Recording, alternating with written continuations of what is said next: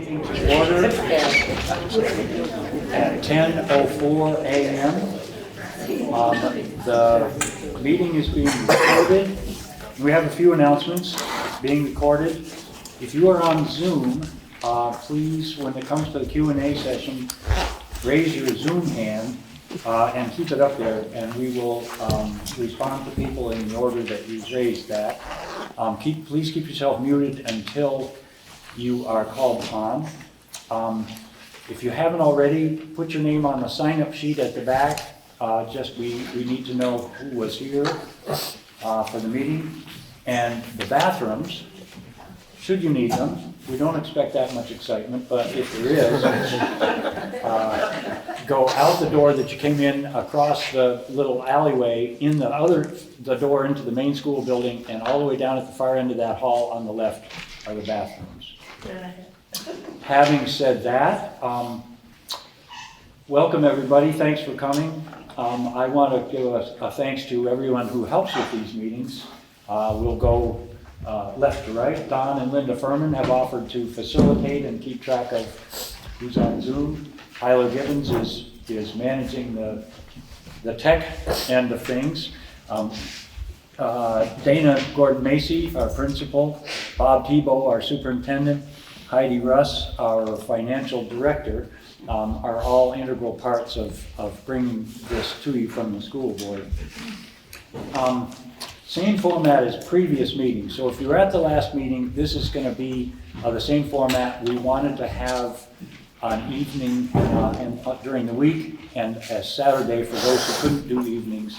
So kind of following the same format, the information will have changed slightly, mostly because of updated information that we've got from the state in terms of numbers of students and what the financial situation looks like. So again, today we're walking through two separate proposals, one of which would be to look at what it would mean to become a non-operating school at the end of this current year, and basically pay tuition for all of our students to go to other schools. And the second proposal that we're looking at is a pared down proposal to keep this school running for the coming year with essentially fewer staff and fewer grades covered, mostly because of the numbers of kids involved.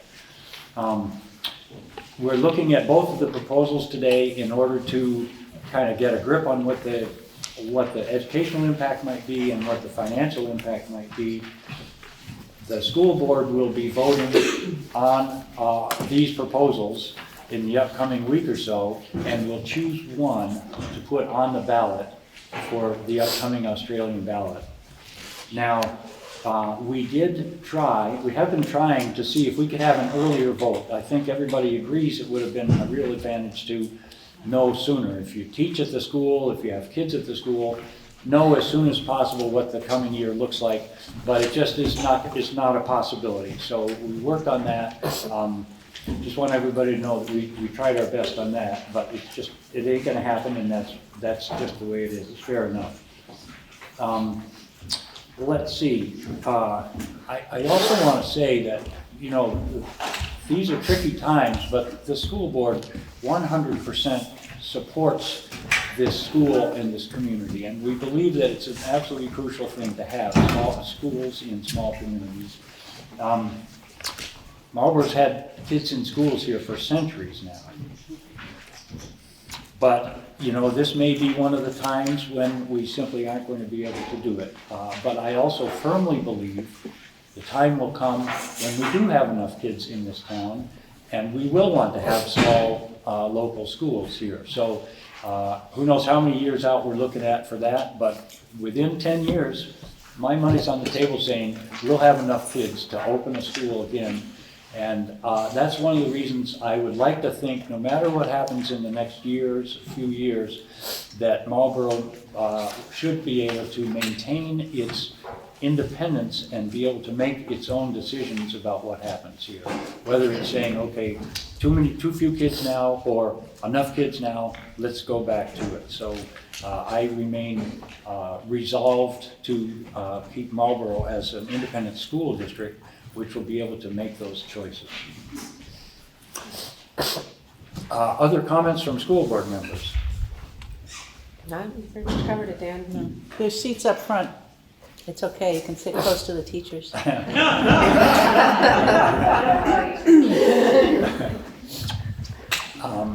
Well, I guess then, without further ado, we'll keep following along the agenda and turn it over to Bob Thibault, the superintendent, to talk about the enrollment numbers. All right, thank you, Dan, and thank you everybody for being here. So yeah, as Dan pointed out, one of the big challenges that Marlboro's facing is the declining enrollment, and that's not unique to Marlboro, and it's not unique to Vermont or even nationwide. But it's acute, I would say, in Marlboro at this point. This is in your packet. This has the projections, and looking at the two different models, I guess you could say. The top one is the actual projections, I guess. And in order to understand how you're reading that, the red are the students who are currently there, and the darker color are the students that are yet to come, but we know about them based on birth rates. So when you are looking at the total number, you actually have to add those two together. So in the 26-27, there's a 43 and a 4. Really what you'd be saying is you'd be projecting 47. So the 4 just aren't here yet. But you can go from 53 to 47, and then to 43, and then to 41. So you can see the trend is definitely declining. The bottom set of graphs is the highlighting the second model that Dan referenced, which would be operational from 2 to 8. So that's what that entails. And then before I get to the back part, I've been asked to share what I knew about and similar what other surrounding towns have for enrollment projections as well. Because I'm not the superintendent of the Brattleboro side, I don't have anything from the Brattleboro projections. I can tell you about Dover and Wardsboro, which are your two neighboring towns that direction. Newfane has not done an analysis of this for the West River District, so I don't have those numbers. But I can tell you that Dover and Wardsboro, the River Valleys District, is also experiencing a decline. Their decline is not as acute, but if you break it down between Dover and Wardsboro, the Dover population is actually pretty stable, and the Wardsboro population is actually much more dramatic of a decline. Wardsboro right now has in the 40s, mid-40s, pre-K to 6, but in 3 years they'll be in the 20s, if without anything changes. So it's the exact same thing. You have larger classes of kids, like here in the middle grades, or in Wardsboro in the 5-6, who are moving on, and you have 1 or 2 kids at most coming in the pre-K and the kindergarten. So that's the dynamic, and it's you guys are not that dissimilar from other towns around you. I was also asked by the board on the backside to explore the regional schools around us, the public schools, to find out what capacity they had to receive Marlboro students if in fact the schools didn't open, or even if you're looking for K and 1 students in the second model. And the good news, if there's good news, is that because the enrollment decline is affecting everybody has space, right? I mean, sorry, it's not funny, but it's you kind of get it. Academy School, I was assured by the superintendent over there, they could take your entire population up, not your middle schoolers, but the rest of your students in that age group without any problem whatsoever. The same is similar in River Valley, Newfane, and Twin Valley Elementary School as well. So I even was assured by the superintendent in Brattleboro that if the school did close, they would make guarantees, and they would put this in writing for us, that all students would have access to Academy specifically, which would be the closest building. It doesn't mean the students, you'd have to choose Academy, but if you wanted Academy, because of its proximity, they would guarantee Marlboro students would have first rights to get into those, even above moving Brattleboro kids in. So that's the information I have. I'm happy to take any questions on that, but it's pretty straightforward.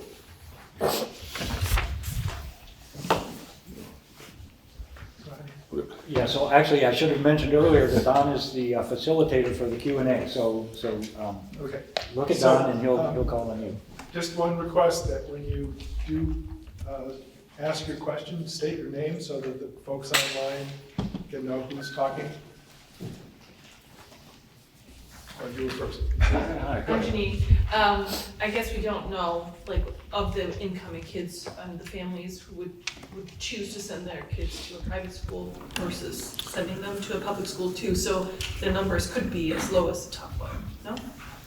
Like if they are determining that this is too few kids, I would rather have my kid go to a different place. Yeah, these enrollments do not include students who have already done that. Is that what you're asking? Yeah, or the Correct. coming students. Or we don't Or know coming, what these correct. people do. 7 students and 27, 28 Correct. who are like not enrolled yet, but who is to say what type of school Right. they are looking for? Yeah, this is sort of a best case scenario for the kids that we don't know about yet. Correct, yeah. And Gail? Gail MacArthur. I'm wondering, in the example of Academy School, if they took Marlboro students, would they be, what are their class sizes, current class sizes? And would they be just packing more kids into those existing classrooms? That's a great question. I don't know the answer to that. I know they have multiple classrooms per grade, so they have the ability to kind of spread that out a little bit more. I would imagine they're already bigger, significantly bigger than what we're accustomed to here. But I know there are, in the class size minimums that take effect for next school year, they'll be following. So, those are 15, let's see, kindergarten is 12, kindergarten is 12, and then 15 up through 6th grade, and then or do 15 all the way through, and then 18 in high school. So they'll be having at least 15, they have to. So, but yeah, I don't know the answer to that question. Sorry.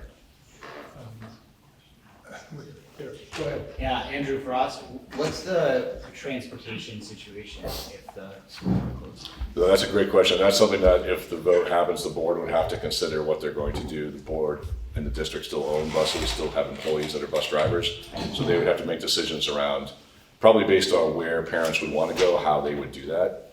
But that's not baked into the This is not- budgets at all. Well, transportation has been left It in the is, budgets, it is, yeah. We had assumed that there would be some level of busing to some schools, so if it was, and probably would be done based on like where the majority of kids were going. So if most people are going to Academy and say Dover, just picking 2 schools, if it's a half and half, we'd have something where they met here and then one bus went that way, one bus went that way. And that's what's in the non-operating. That's included in the current non-operating budget. Thank you. Okay, we have an online question from Catherine. Can you unmute? Yep. Good morning. Catherine Rhodes, Ames Hill Road. I work for the Brattleboro School District. I can confirm that Academy School has 3 of each grade. Green Street School has 2 of each grade. And Oak Grove is the school that only has 1 of each grade.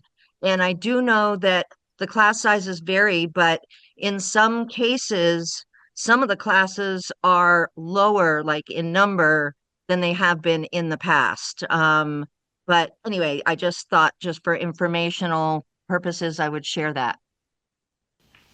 Thanks, Catherine. Okay, thank you. Yes, go ahead. My name is Kirsten Edelglass, and I'm jumping into this conversation late in the game, but I wanted to just hear the reasoning for not joining a neighboring district in hopes that might, to find out if that might allow for more school choice.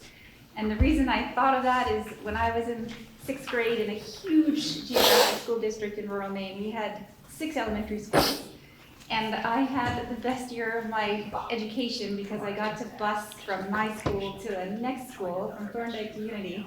And the teacher there was fantastic, and they needed more students over there. And so because we had 6 elementaries that we were playing with, people could have school choice according to not just class size, but teacher fit and pedagogy. And so I don't know enough about why we would or wouldn't join, but I wanted to just peek down that path. So I'll take a crack at that. It's a complicated path. Yeah. Because I'm going to use the Brattleboro district as an example. If Yeah. Wyndham Southeast, I won't say the Brattleboro district, there's other towns. Yeah. If you were to try to merge, join with that district and create a new district, all of the surrounding towns would have to vote to let you in. You'd have to develop new articles. Like it's a multi-year process. If you remember, I don't know if you were around for Act 46, but how long that process took and the exploration that Marlboro spent with River Valleys, it's several years of work, and I think that's why right now I won't say it's not a possibility, but it certainly isn't gonna help you in the next year or two. Okay. So I think that's why the board is exploring this. Is it true that we could explore that in the future if we wanted to? Absolutely. If Yep. we Could you make the speak up? decision? Sorry, if we made the decision this year, to do whatever we're gonna do, in the future, we could still explore. This doesn't preclude exploring merging with another district. We could still do that in a later year. And that, like you said, it's a several year process. So that would, we'd be taking care of the immediate needs, whatever we did, and then could be potentially planning for a farther future. Okay, in the red jacket, please. Carol Ann Johnson, South Road. I just, two-part thing. Wanted to say that the real school choice, I believe, exists when you start, as I understand the different schools in the different districts, the real school choice exists when you think about all the different districts around us, because Dover is in a different district than Wilmington, and it's a different district than Brattleboro. So you're already, that's where the robust choice is, and that's 3 different districts. Mm-hmm. So if you want to just join up with Brattleboro, you've eliminated a lot of choice. Mm-hmm. So that's just a thought. The other thing I wanted to say is I understand from friends involved at the Dover Elementary School that there are 67 kids there. And when I moved from Dover to Marlboro, there were 120 kids. So they have a large school with a lot of capacity. I just wanted to share that. It's true. Okay, one point, that if in this section, we could address the points that Bob made, and things like transportation and other stuff we can save until we get to the budget exercise. So if you have questions related to Bob's presentation, we'll take those first. Yes, please. Hi, Sophie. Tell me if this is not the time for this and I can table it, but I'm wondering about board representation. We have benefited from having a local school board in Marlboro. I think Paul Butler said since 1770. So what are future boards going to look like, and is there Marlboro representation? And if our students are going to more than one district, are we sending a board member to more than one district? So if the school votes, if the board puts on the ballot to become non-operational and the town votes yes in that favor, the students can go wherever they want in public elementary schools. That's the concept. You maintain your school board to operate a budget, employ your bus drivers, own your buses, and in fact, own the building still. You do not get voice on any of the boards in any of the districts where those students go. If you merge districts, as was suggested to explore that, then that new created district you would have representation on, although it would not be 100% representation that you currently have. It would be some diminished number depending on which district you were merged with. Does that answer your question? Yes, thank you. Yep. Okay, yes.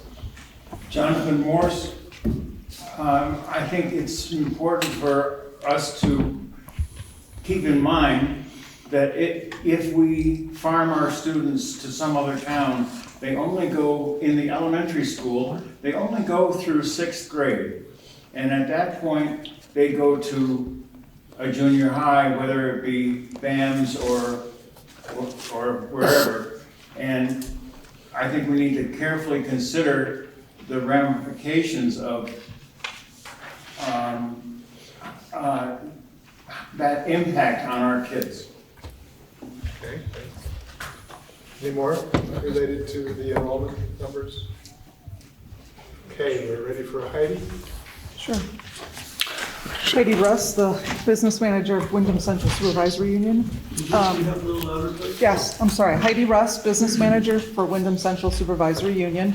There in your packet is a budget, but I did add a single page, 2-sided page back there, because it occurred to me that many of you may not have been here for the first meeting, and there was some information. Most of the information is in the informational sheet that you do have, but I have added this just in case to go over it to make sure we're covering everything. So we're going to start talking with Budget A, and Budget A is the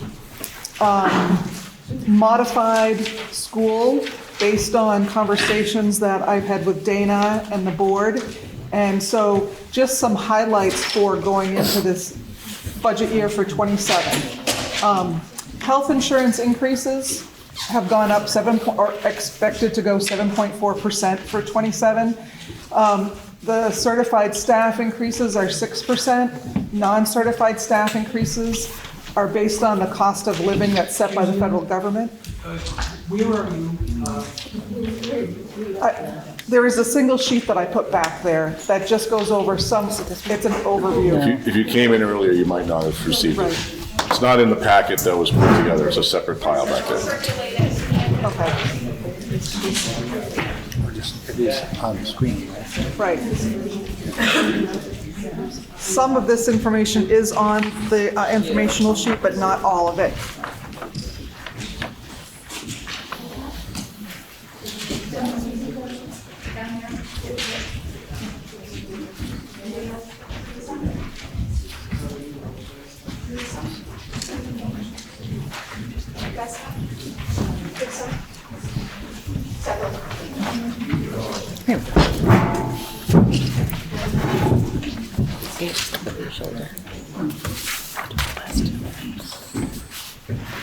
Okay, so I've just gone through the top 3 bullets.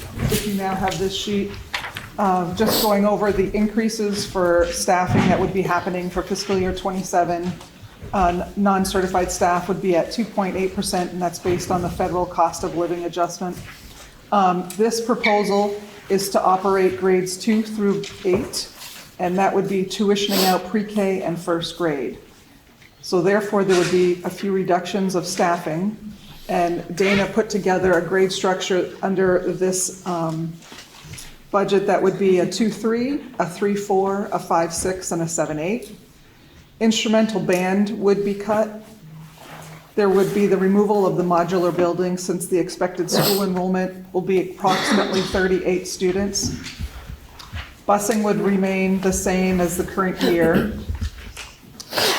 There's a surplus from fiscal year '25. I've said it's between 200 and 205,000 in my previous presentation. We are waiting for the auditors, which I should be getting back any time, just to confirm the exact amount. But that is automatically going to be applied to reduce the costs of this budget. It wasn't voted on to put it into the reserves, so the surplus goes back to voters. This budget, as we look at in the coming pages, will be a reduction of 7.2% from the current budget year. And the estimates for long-term weighted ADM, which is your average daily membership, it's the students that are currently attending schools that are Marlboro residents. This has decreased substantially in the last 2 years, and from the current fiscal year that we're running, we use the number of 219.73. What is the most recent calculation from the State Agency of Education is 196.45. And that is a huge impact on your per pupil costs. So the excess spending threshold that is determined by the Agency of Education has been announced for $16,470. This model budget A shows a per pupil cost of $17,995.95. So prior to the threshold penalty being applied, that is what your per pupil cost would be, just about $18,000. But then the penalty of what is over the $16,000 is $1,526. So that would be added to the per pupil cost, and it would raise your per pupil rate to $19,500. So that's what the final calculations would be based on, is that final per pupil spending. On this sheet, I just give a few definitions of what excess education spending is.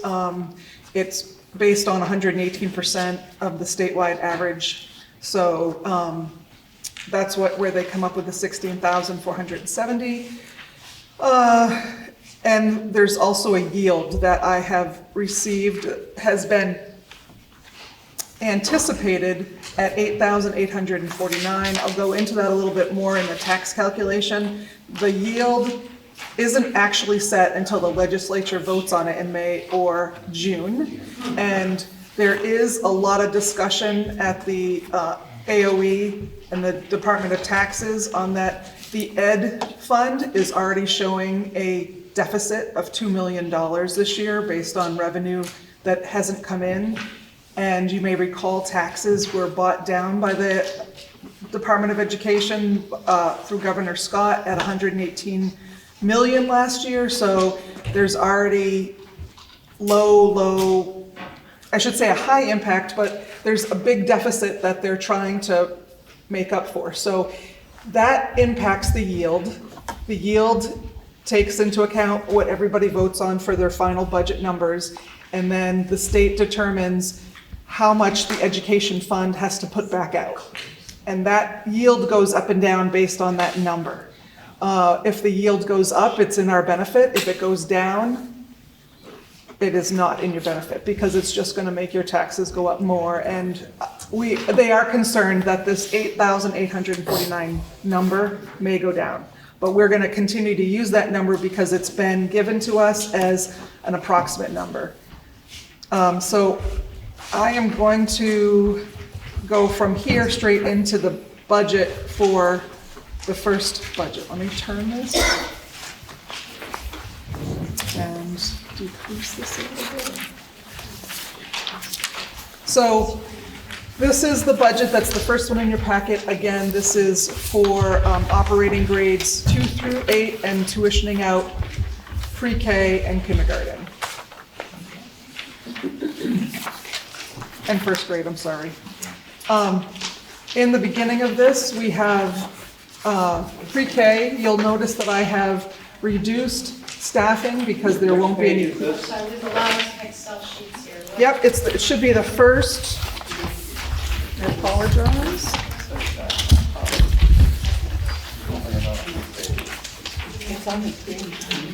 It should be in order.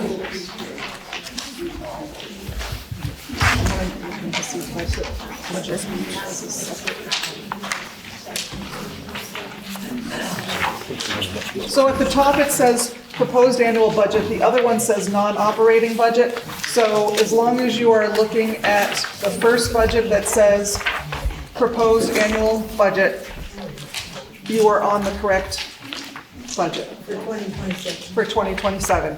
The other one says non-operating budget for 2027. That's the difference between the two budgets you're looking at. So it should be in your packet, the first budget you come across.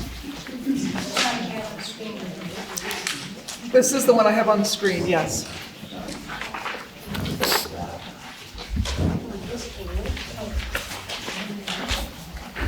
So this is what the front of the packet looks like.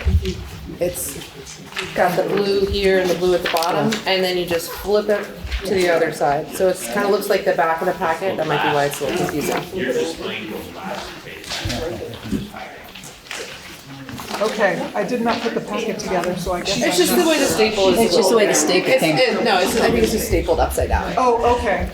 So, Sorry. Thank you.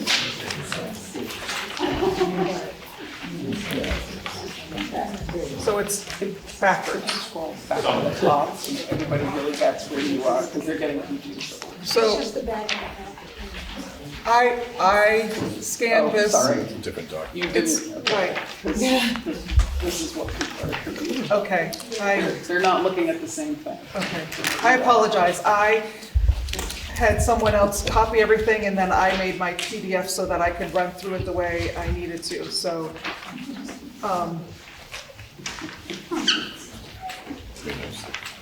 Everyone good now? Yeah. Yeah? Okay. I apologize.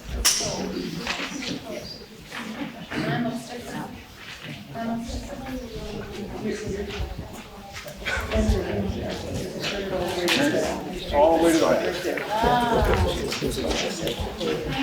Okay. Nothing like making this more confusing than it already is. Okay. I apologize. So, once again, this budget is running the school with grades 2 through 8, tuitioning out pre-K, kindergarten, and first grade. Therefore, this top section is pre-kindergarten.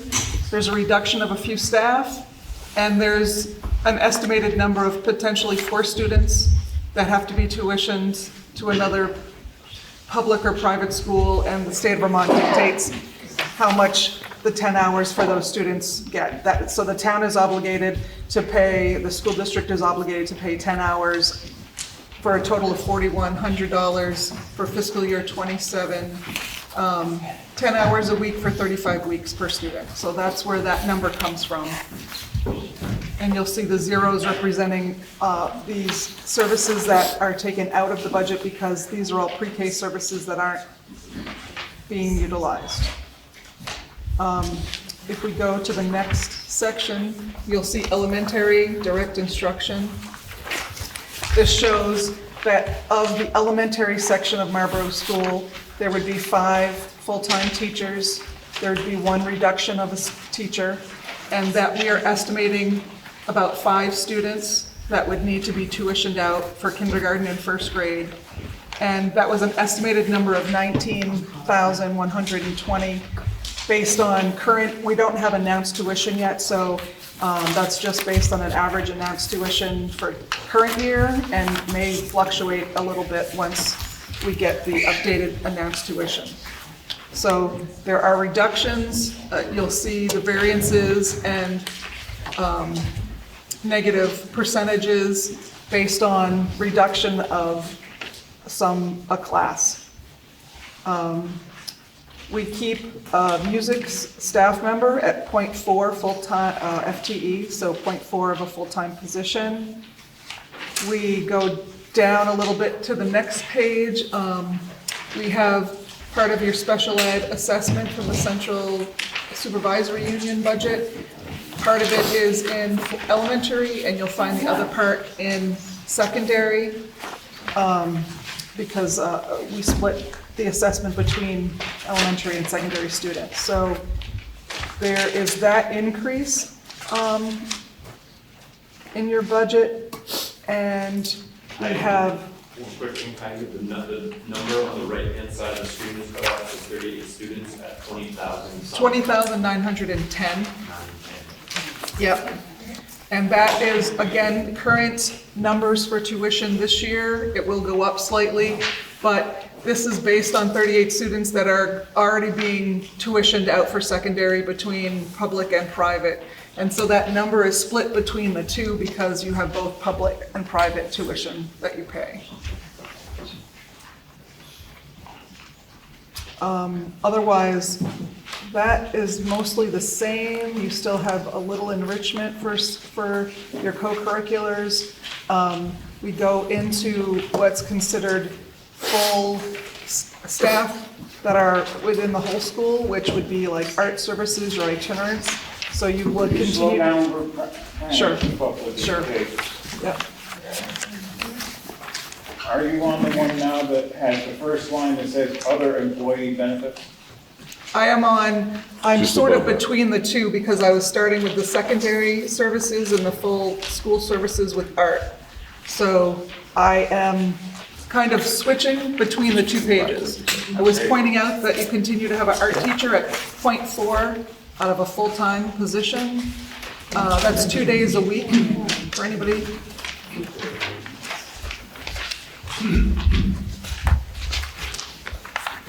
Question, Doctor? Yeah. I would just, Marcia Hamilton, I would like to request a little more volume in the narrative. Okay. Thank you. You know, I have to say, my family would say that I am not a quiet talker, so this is a first for me. It is, yes, it is. So the art teacher would continue to be 2 days a week at 0.4 in this operational budget. I'm just kind of doing overviews. I'm going on to the next page now, showing that the music position is reduced slightly. Well, this music position for instrumental music is reduced completely out of the budget. That was a 0.4 FTE, and that is no longer in this budget. So that would not continue. Instrumental music would be reduced completely. Then the next section is gym, PE, and that is a .4. It's currently filled with a long-term sub, but that would continue to be looked for filling for 2 days a week for students. The next section is the guidance section, and that will be at a .8, so that's a 4-day-a-week position in this budget. Scrolling into the next page, you get to your health services. That will also be a .8, which is a 4-day-a-week position. So that would stay. There is some funds for instructional staff, that 10,000 on the next section. Then we go into the library position. That is continued at a 2-day-a-week .4 position in this budget. And again, just going through the next section, I just want you to be aware of what is contained in this budget overall. We have the board expenses, we have the SU assessment, which is an increase of $122,973. That is the general fund from the supervisory union budget was up 4% this year, and it's based on students accounted for on a 2-year rolling average. So your percentage is based on that. It's an allocation based on all the students in the SU and each school's amounts. So that is an increase that your budget does see in either case. Going on to the next page, the board, I've highlighted just this 25,000. The board has asked to put some money aside for staff that may be reduced to help them in their pursuit of trying to find other work. So that would be divided between the staff that would have to be let go. Then we go into, we have auditors that the increase of auditing has gone up. We have legal services, that's remaining in your budget. And then we have the office of the principal.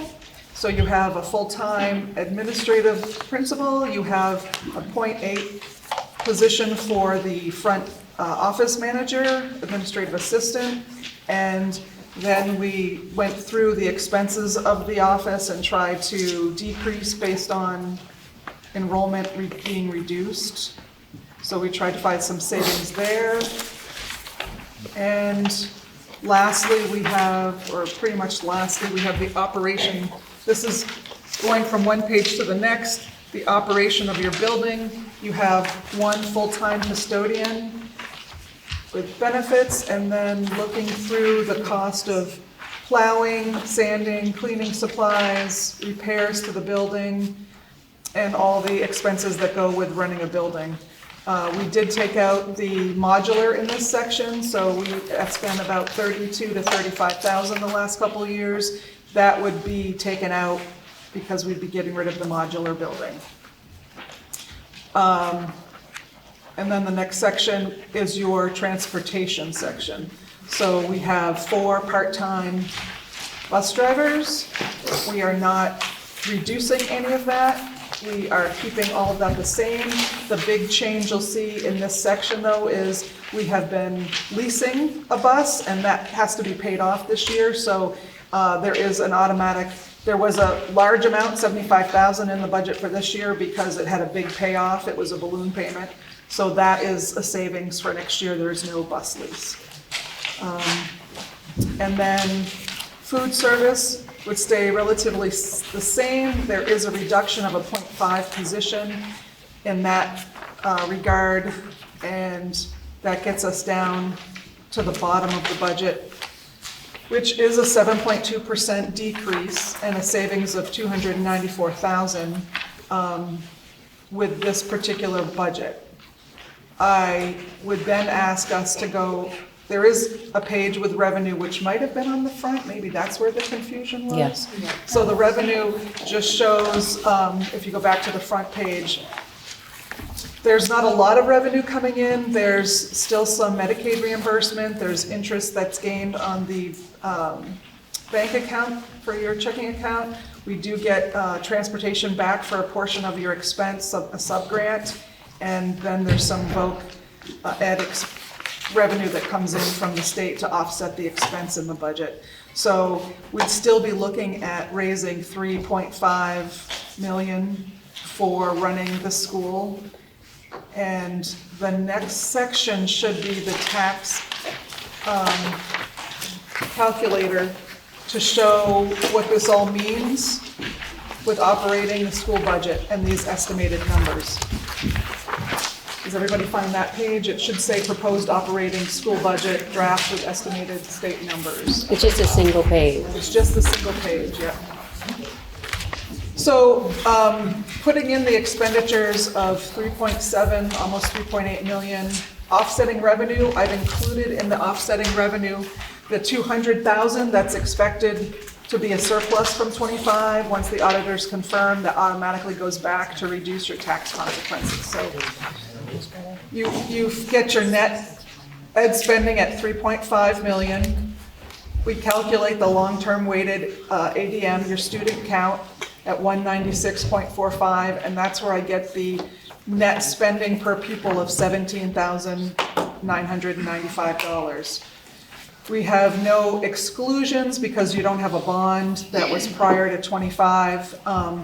And so we take that number and we subtract it essentially from your spending threshold that the state has announced, and you get the difference over of $1,526 rounded up, which gives you $19,521. So that gives you your equalized tax rate at 2.206. Your CLA is state adjusted this year to be 101%. So that reduces that amount down to 2.184. That will be a 15.63% increase, or about 30 cents on the tax rate. And so that would be an estimated increase in a tax rate for a tax on a $100,000 house, which we don't have, at $300. So if you were to say a $300,000 house, the taxes would be increased by about $900 next year for your education property taxes. So that's why the board decided that, you know, the community needs to see what this looks like without operating the school, and it is the next budget that would say, Heidi. okay, yes. I just want to make one clarification. We've had a number of people say, well, the budget that Heidi's just walked us through has lots of details about exactly where the money is spent, but the school board isn't necessarily looking at spending exactly that amount of money for every particular thing. The only thing that we will do is put an item before the voters for a budget, and then that money could be spent differently. If people have different ways of suggesting, well, you know, how about this, how about that? The expenditures are not cast in stone, but the total amount of the budget would be. So I just wanted people to know that. If you've got a suggestion about how we could use the money to more effectively educate our kids, we've got time to discuss that. And when you decide on what model you're pursuing, you will have budget information meaning specific to that particular budget. That particular one. And we have not approved as a board either one of these budgets yet. We're working on them. And should we then roll into the next one and then have questions afterwards? Or? Two questions online. Peggy, if you would. Yep, I'm unmuted. So my question is, and I might have missed it with all the information, is so there's a budget for if we keep the kids in school, but what is the cost of all the work that needs to be done on the school, and what does that affect on our tax rate? So we do have an item in the budget, both of them, for maintenance of the building. We don't know what's happening with the PCBs yet. The state so far has been helped cost sharing with that.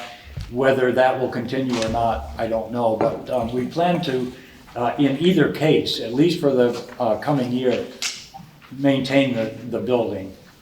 And there is money in there, you know, not tons of it, but there is a fund for unforeseen expenditures relative to the building. But neither budget have capital investments in it. That's correct. We have no idea where the state's gonna go on that. Okay, another question from Catherine? Hello, Catherine Rhodes, Ames Hill again.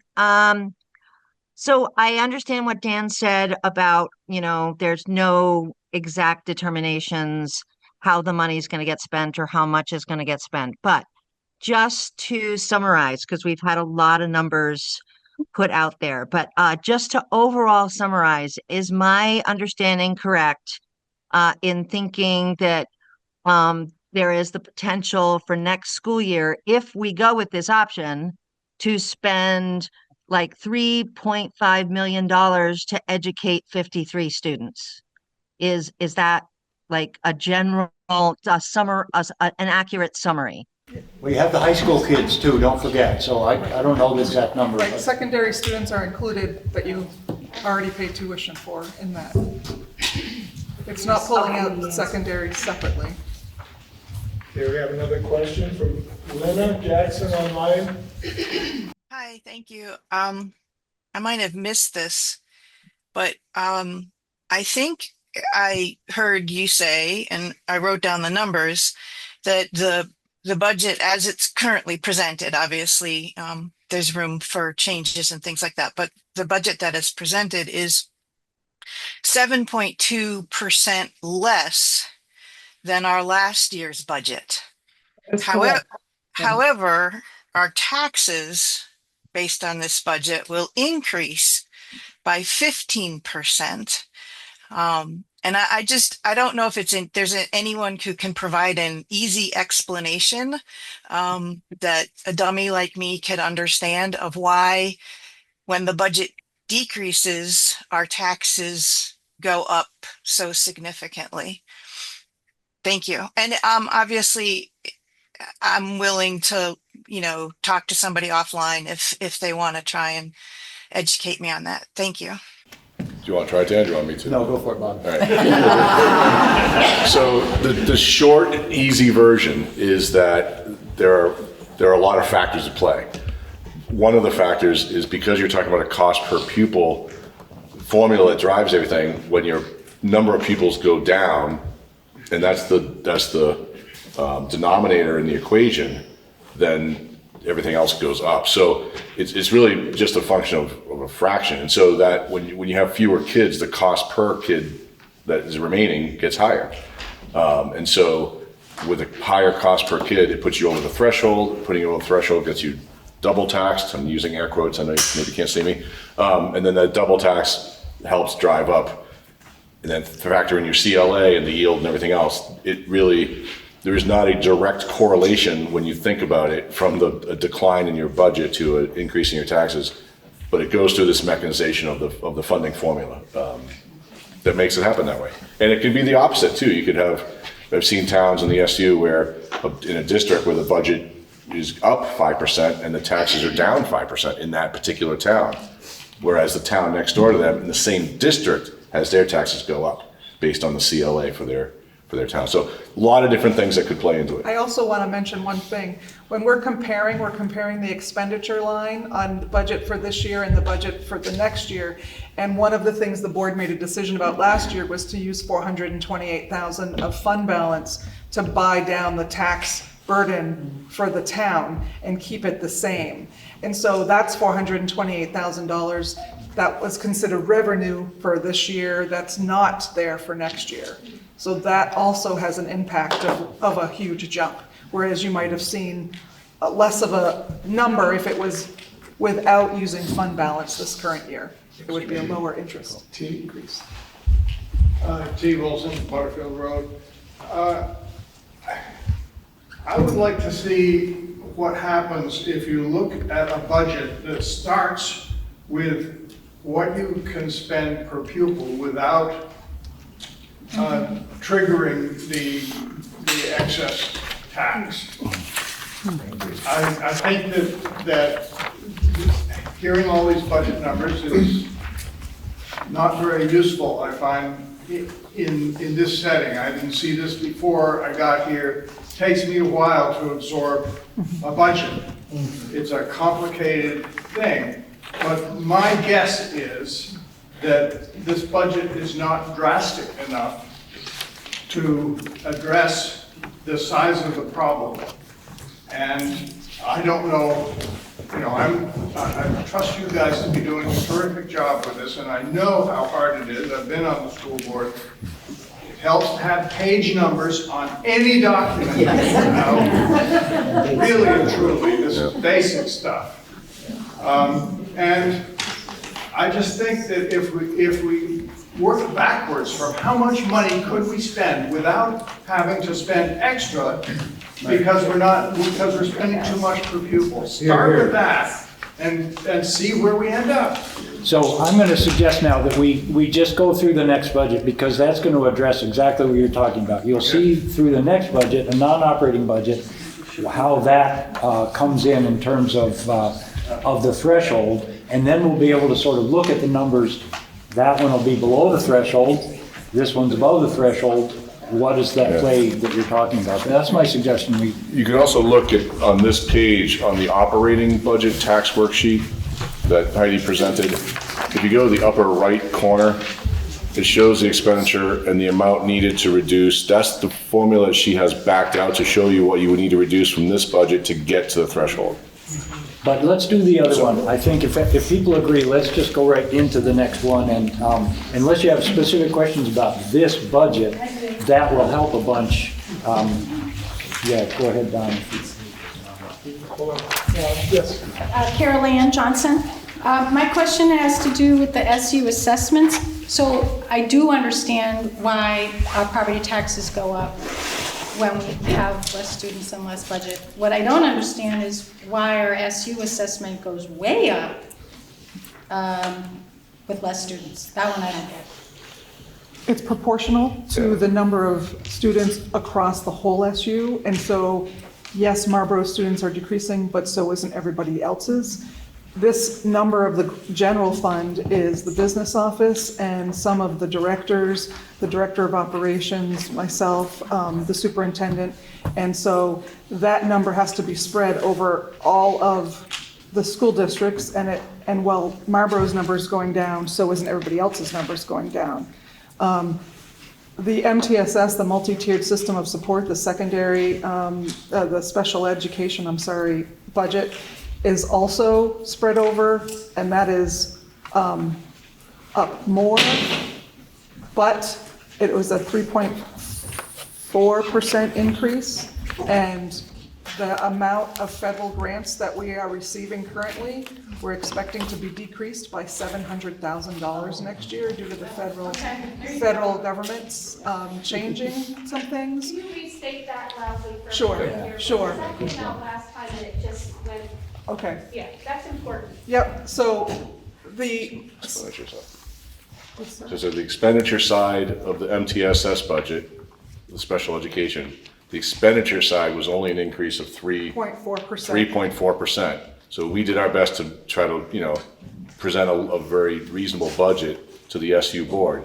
But when you take away the revenue that we're not getting from the federal government and cuts to the titles in particular, that just means that the locals, you guys, and the rest of the SU have to make up that difference. So that's why the percent increase in the assessment in your budget seems huge.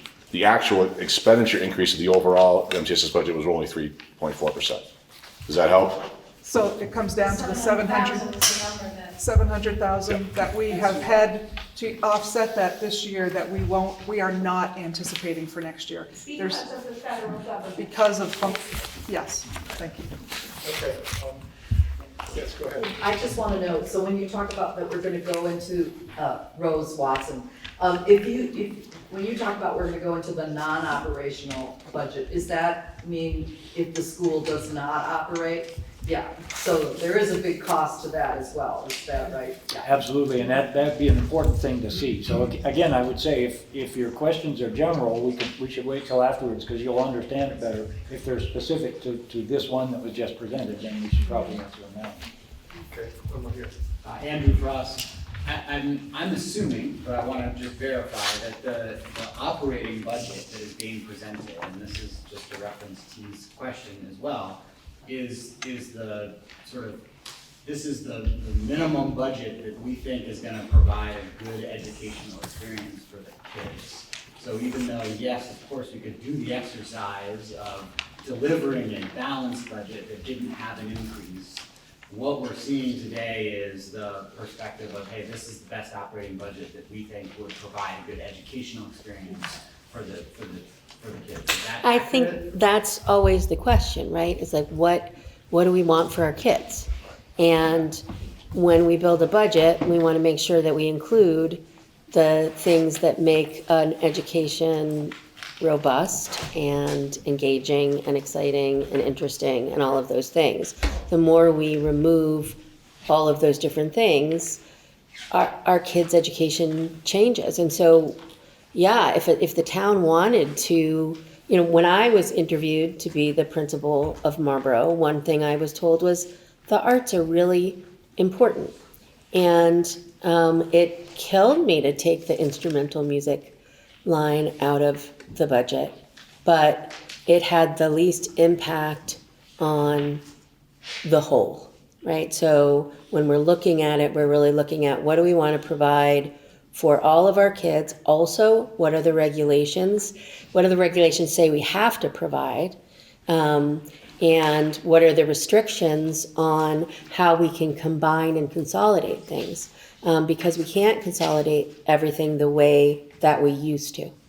And so, yes, the budget that is here does represent, and I'll own it, what I looked at and said in working with faculty and staff is everybody exactly on the same page. Nobody will ever anywhere be 100% on the same page, but I do think people are on the same page about we want humane circumstances for our staff, and we want engaging, enriching education for our kids to prepare them for the life they want to live. So I would just like to add that, as I said before, the board has not put its rubber stamp on this yet. And there are places, at least some of us feel, that there are places we could tweak things. Okay, we're kind of over time. Yeah, I was just gonna ask, can we move on? Because it's 11 o'clock. That's a good question. Yeah. Yes, Heidi, could you maybe just summarize? Yeah, it will be easier to go through the non-operating budget, so can I? Just want to summarize that? Give us the Just go bottom to line. that last sheet. Sure. I think so you will find the non-operating budget in your packet. Lots of zeros on a lot of places. If you could just jump all the way to the last, cut to the chase on the tax rates. I think you should be able to walk through it. I think we need to talk about You need to be able to understand it. Let her go. Yeah. All I want to point out on this non-operating, that there's tuition costs for elementary students and all of your secondary students. There is 210,000. Yes, if we're trying to figure out the page, since this one's just. Yeah, it's the penultimate page, second to last one. Second to last. So if you have your packet, it's stapled correctly this time. You just go to the second to last page, and we're gonna be right here at the top of the second to last page, highlighted in with a little yellowy orange color. Thank you. Yep, you're welcome. The 210,000, I just want to point that out, that is what the board has asked me to enter into the budget to set aside for sort of severance for your staff members that would. So everybody gets on the same page. So is the account number at the top 5898? Yes. Okay. Correct. 8 number.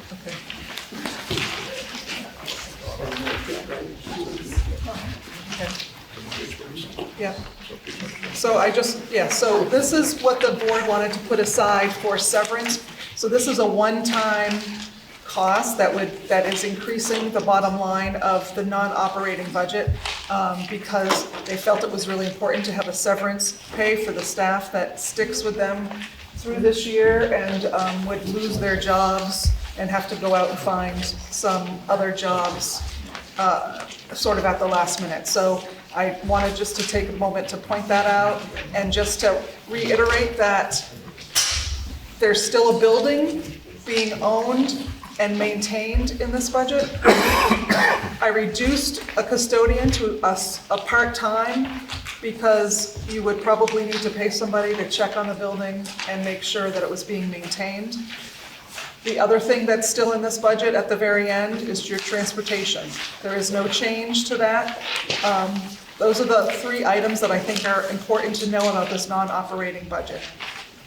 If we then go into the tax page, similar to the last one. Which line item at the top? This is the non-operating. Separate sheet. Back on this. Yellow highlighted. Yeah. Okay.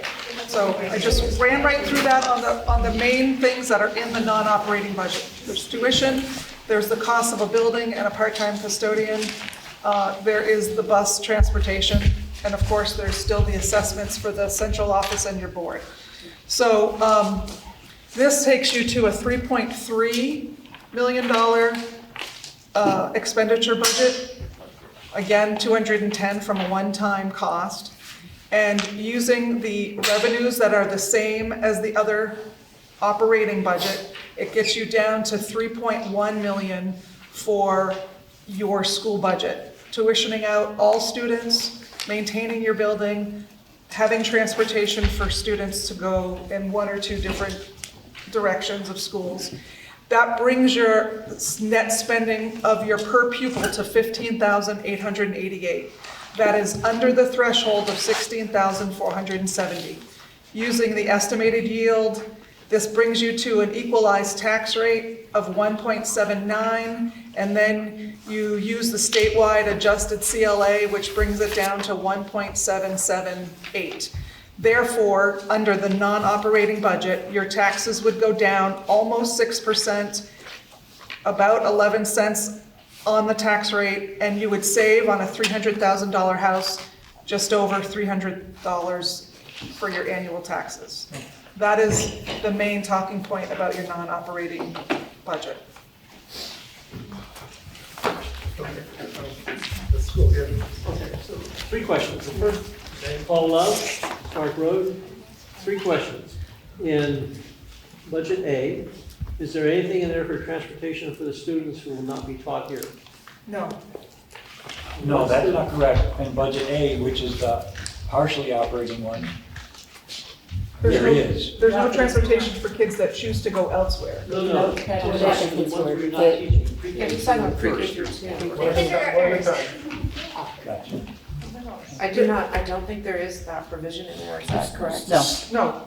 No, there is not. The second question is, the $200,000 we're expecting when the auditors get done. Yes, they should be. Is that a reasonable expectation during the year, or are they going to be, might be the next year before they get done? No, I have a draft should be coming in any day, so I will know within the next month an exact amount before it goes to print. And the last question is, if you go to budget B, where we're non-operating, would we expect some students whose parents have chosen to do something themselves right now to come back and to make use of our now tuitioning their children something? Yes. That's in this budget, actually. I'm sorry? That's in this budget, wasn't there some expectation that some people that are currently going to private school would then switch to? I used those numbers. I included those numbers when I was figuring out tuition to make sure we had that all covered. Perfect. So this could potentially be lower. Yeah, like the school, homeschool, whatever it is. Yes. Okay, thanks a lot. We have it online. Just to jump back to transportation just for a sec though, because what we have in budget A is a transportation figure for driving kids around. If it turns out that a whole bunch of young kids, of which there aren't very many, are going one particular place, they can at least be brought on buses here or something like that. So, we haven't decided what the transportation would look like exactly. Okay, thanks. Okay, we have a question online from Anna Mario. You unmute and state your name. Hi, this is Anna Barrio. I just have a question about this budget and whether it can be shared or is published anywhere for those who aren't attending to actually sort of review in a little more detail. And then my second question is, just looking ahead, I know that there's some line items for maintaining the physical building in the non-operating budget. And I know that prior conversations before this sort of enrollment issue had looked at sort of the future of the physical building. So sort of thinking not just next year, but in future years, if this group could speak to the reduced costs in the non-operating model and any discussions that have been had about removing the maintenance of the building from the town's budget and sort of, sort of any conceptions there of how that could impact us in the non-operating model. Okay, Linda has an answer for your first question. Hello, Anna. This is Linda Fuhrman. For all those people who are online and do not have hard copies of the material presented, there are two options for ways to get an electronic copy. The first is that Tyler Gibbons will be posting the minutes of this meeting eventually, and that will include all of the attachments. The second, I will put up on the screen share for those online my email address, and you can send a request to me and I can email it to you directly. That's the answer to your first question. Back to the board for the second part. So I can tell you that in the non-operating budget, the reduction for the operation of the building is $200,000 from the current fiscal year. We have kept, I have kept about $110,000 in for maintenance and certainly, and some supplies. Certainly, we can look to reduce that. And you could choose not to pay someone to come in and check the building and make sure it's maintained. We do have a director of operations that could set up sort of online oversight of controls to make sure that the heat is on and that kind of thing. So there are ways to reduce it without getting rid of the building, to sell it or do whatever. But certainly the board can make decisions based on community input as to what happens with the building going forward. Yeah, that's something we haven't discussed yet, but we are open to that conversation. But I think we would want to know what's happening first before we start talking about all the potential contingencies, because it's just adding complication. But your ideas are welcome, please. Yes. Yes, sir. I guess I have two comments. One parent probably for later comment, but right Doug, now. can you say who you are for the people online? Sorry, Douglas Korb.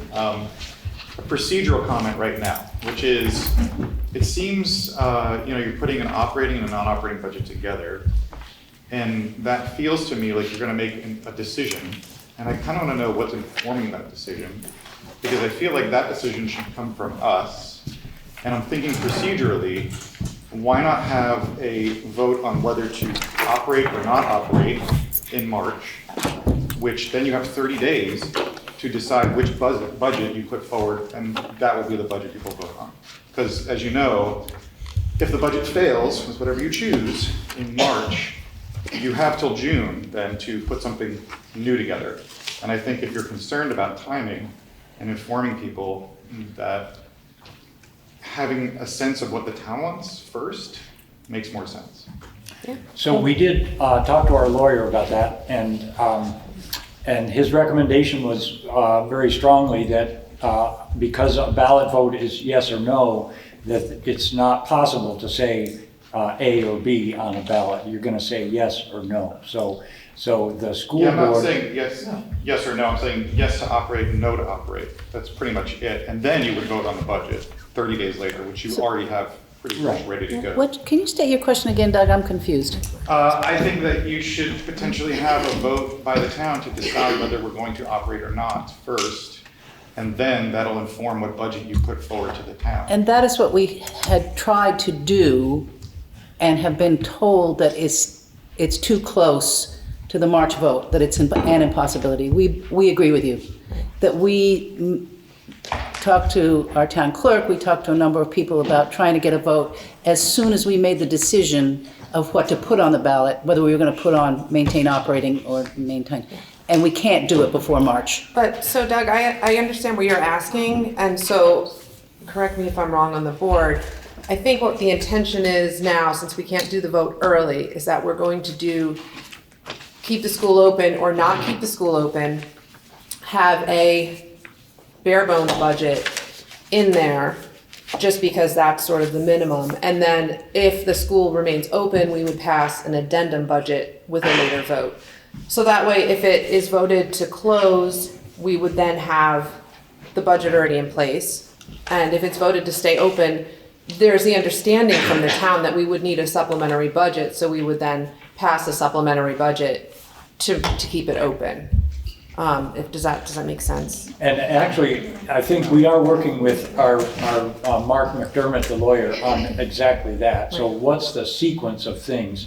Clearly, something has to be on the ballot for March, and that will be one of these two options. But whether the budget is actually attached to that or not, we're still in the discussion process. Yeah, I mean, just for everybody here, not so for the board, but we can vote in March whether to operate or not operate, and follow that with a budget vote. That's correct. We are not late for anything, and I think the town clerk would back me on that. Yeah, Absolutely. There is just one consideration with all of it, which is we've got really a very loyal staff that loves this school. And we have a loyal staff that loves our school, and they would love to stay here. But when February comes and it's hiring season and they don't know whether our school is open or closed, there is that reality that people are going to need to take care of their families. And one of the ways to take care of your families is to make sure you have a job. And so, I mean, I don't say that to be contrarian, but I say that to be real, because that's real. Okay. David, you had a question? I'll withhold. Okay. We have online, we have Timothy Whitney is up first online. Timothy? Timothy Whitney, had a couple of questions. One of them is regarding the SU, and with all the apparent reductions in staff and overhead throughout the SU, do we really need to have the overhead in the SU? And can we cut something there?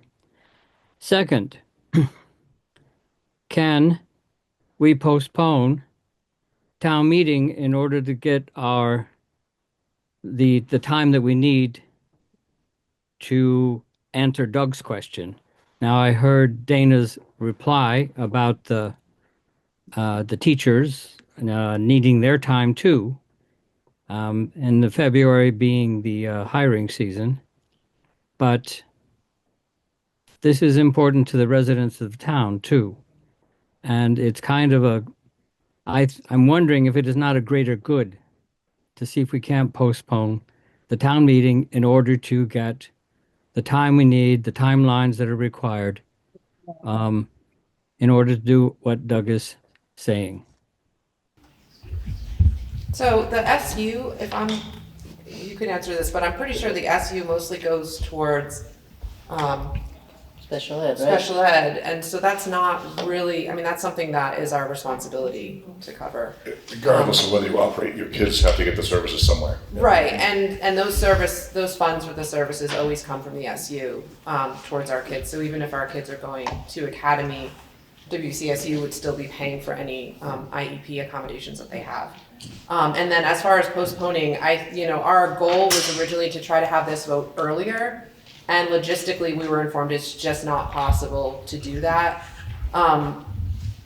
We would have the yes/no vote really like as soon as possible. Like if not, I mean, and this is the reason we couldn't have it any earlier is because of state regulation for warning periods, and then the logistics of having a vote. There's a lot that happens behind the scenes, and it's just not physically possible for the clerk's office to do that. So, we can't have it. I wouldn't have it any later. If we could have it in January, that would be amazing, but it's unfortunately not possible. So we're gonna have it in March, and then, yeah, as Doug says, the actual budget portion doesn't need to be approved until the end of June. And so we're talking to our lawyer to figure out the best way to pass the budget. But I think, the first order of business is figuring out whether or not we're open, so we know which budget to pass. Okay, we have another question from Peggy online. Go ahead, Peggy.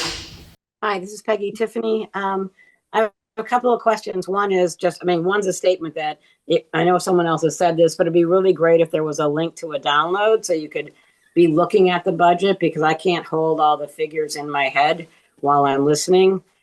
So it's really important for me to be able to have documents that I can review.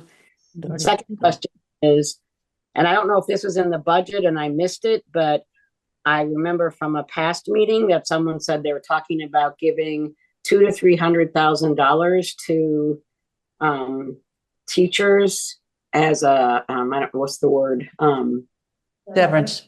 severance pay, and I don't understand why we would be doing that. And is that something we've done in the past? But I don't understand why, if we know we're going to close school, that we would give that much money to teachers. That in the business world, you don't get that kind of severance package. That's not per teacher, that's just a total, and that's not a, I understand and why we would do a severance package in this case. When other teachers have been riffed in the past, did they get a severance package as well? I just want to speak strongly in favor of the severance package. I just feel it's the only fair way to treat people whose lives won't even be, they won't even know what the resolution is until we get all the final votes passed, which is going to be probably in May or June sometime. So I will stand strongly behind offering them something for what they've done for our kids here. Okay. And I have been done in the past when teachers have been riffed and they had to go find a new job. Did they get a severance package? No, this is different.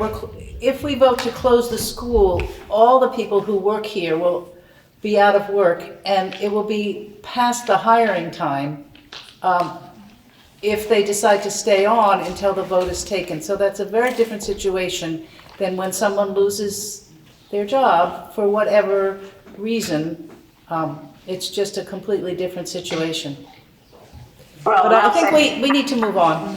Well, I would just say, having been in the business world and getting laid off, I did not get, it's like I was given 2 weeks notice, you're done. And I got a 2-week severance package. So I don't understand why. I want to know how this is working and how much each teacher would get. Okay, Adrian? Adrian Seeger, North Pond Road. Doug really read my mind in terms of, and the suggestion, something was made at the last meeting, that we were going to be able to vote on, the town was going to be able to vote on the two alternatives. Now, I understand that you've had legal advice saying, I never understand why, you can't do this, you can't do that, and you have to vote on one. I think in that case, and also we can't do any kind of legal vote that gets a sense of what the town wants to do. And my suggestion is, okay, we can't do this legally, but at least the school board, if you're going to make this decision about what is going on the ballot, you should get, even if it's informal and non-binding, you should get a sense of the town. And that's something that we can do, even if, if you can decide how legal it is, ASAP, so that we can find out what the town thinks about this. And then you have that information. The alternative is that, we will go to school board meetings and so on and maybe give you that input. But I think it would be fairest for the town to provide as much input as possible, given that we legally are prevented from doing what seems to be the sensible thing to do. As Doug says, if you put up one thing and it fails, then we don't really know what that means. We don't know, and we're back to square one. Okay. We are going to have a vote on whether this, I just want to make it totally clear, we are going to have a vote on whether to operate or not operate in March. The school board. No, on the ballot. On the ballot, there will be a vote for everyone in town who receives a ballot and casts a vote to vote whether or not there's a school board. Right. The only addendum that is the uncertain thing is because a yes or no leads to two different budget options. We don't know when we're voting on the budget or which budget to vote on yet. We haven't figured that out, and that's what we're working on. But there will absolutely be a vote on whether or not to keep the school open, because that's the sine qua non. None of this conversation means anything without knowing the I town as well. must have misunderstood what your response to that. Okay. Yes, no, That's not what I heard. Yeah, no, I think we disagree. Okay. We're gonna be putting one on the ballot. Yes. One of the two options on the ballot. Right, but we still are gonna have the option of whether to keep the school open or closed on the ballot, no? We can't. It's gonna be, one of these is gonna be on the ballot, and everybody will vote, yes, I approve this one, or no, I do not approve Right, this one. but the budget is a secondary issue. There has to be the yes or no is keeping the school open on the ballot. Like, that's the. The ballot question is, do we operate the school next year? And then there's also a separate Not budget question. necessarily, we have not voted as a board yet. Yes, we haven't voted on that, and so maybe I'm speaking prematurely, but okay. I guess as a board member, I feel strongly there should be the vote as to whether or not, I should speak only for myself in that matter, whether or not there should be that, and then we can figure out the budget after that. Can we backtrack just a little bit? I just want to say, this is the reason we have been having these meetings, to listen to your voices. And I have been talking to the staff of the school to hear their voices. And then, after these, we will decide as a board, it's our responsibility, what we will put on the ballot in March. And as a board, we tried to have a special vote earlier, once we decided, were we going to put to close or not close on the ballot, or were we going to present just a budget? We have not decided as a board yet. We will decide on December 18th, when we have our special meeting. So I just wanted to make that clear.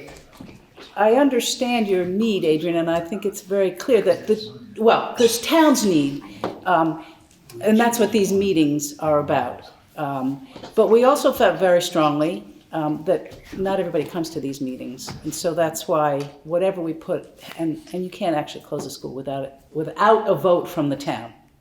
So I'm not sure if that makes it any clearer, but it's very important to. The point I'm trying to make is that what you put. Excuse me, I am hearing several different things from several different board members. First, Doug said. Who's this? This is Lynna Jackson on Banks Road. Okay. And I've had my hand up now for 10 minutes. I have heard each of the board members say very different things about whether or not the town will be able to vote on whether the school operates or doesn't operate next year. Yes. I understand the legal ramifications of having a vote. However, short of a vote, the school board can, in the next 6 days, before you take your vote on what will be on the March ballot, you can survey the town and asking them specifically about their wishes about operating a school next year or not. And you haven't actually done that. And I suggest very strongly that in the next day or two, you consider asking by way of all of your social media, sending letters, whatever, to ask the town a simple survey. It's not a legally binding vote or anything like that, but just as one person in the audience suggested, get a sense of what the town would like you to do, rather than the three of you having to decide this based on, inaccurate and not everyone participating, as you pointed out. But you have said three different things. Dan, in his opening statement, said that you will decide whether the school will be opening, that you will decide whether the school will operate or not next year, and put which budget on the town ballot. That's what Dan said in his opening statement, whether the non-operating budget or the operating budget goes on the town ballot. the very helpful lady in red with the blue scarf, I'm sorry, I don't know your name. Andrea, thank you. Suggested that on the town ballot would be an up or no vote on whether the school was operating next year, and the budget would follow afterwards. Okay, and then it was a totally different suggestion from the third person. I suggest that, you know, that's what's frustrating the town right now. It's certainly frustrating me, is that I'm hearing very different things from the three of you. And I hope you take this to heart, that I'm not trying to be critical. I'm simply pointing out that it's very difficult to sit here in the audience and listen to these meetings when there isn't clear information coming from the three of you. Thank you. I'm sorry. I interrupted. Lena, I really appreciate that. And we are having a vote on this coming Thursday at our regular school board meeting, correct? About what's going to be on the ballot? We're going to vote about that, aren't we? Yes? Okay. So the difficulty with a survey, and I'm just talking out of hand here, is that when we started this conversation, when we were talking about Act 73 back in the early fall, we did kind of ask for survey responses. I got 20 answers, which I personally don't feel is representative of the town. And so I'm of the opinion that an informal survey is only going to attract the most invested people, the top 20 in the town. And it's names that I've seen at the regular school board meetings. So I question the validity of a survey that is not broadly distributed. A mailing is $2,000 if we're sending out mailing cards, and we won't really have that information posted back to us in time. And so personally, I think that if you really want to say in what is getting voted on, please, please, please show up to our regular meeting on Thursday and voice your opinion then. Or send one of us or all three of us an email, and that will be read at the regular board meeting. Because it sounds to me like there actually is more discussion among the board that needs to happen that I was not aware until just now. An informational thing is that Emily Long has her monthly meeting at 7 p.m. on that day. Okay. With residents of Marlboro. So I don't know if there's a conflict. I don't know what time the school board meeting is. It's 6:30. What's that? Okay. I didn't set that. Which date was set? Come to our meeting. Yeah, Paul Butler online. Paul, go ahead. Yes.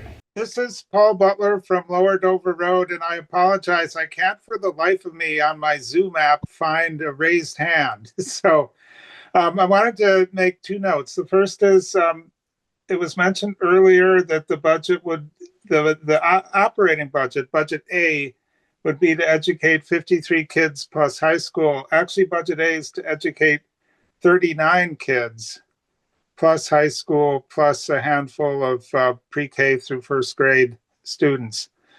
And the second is something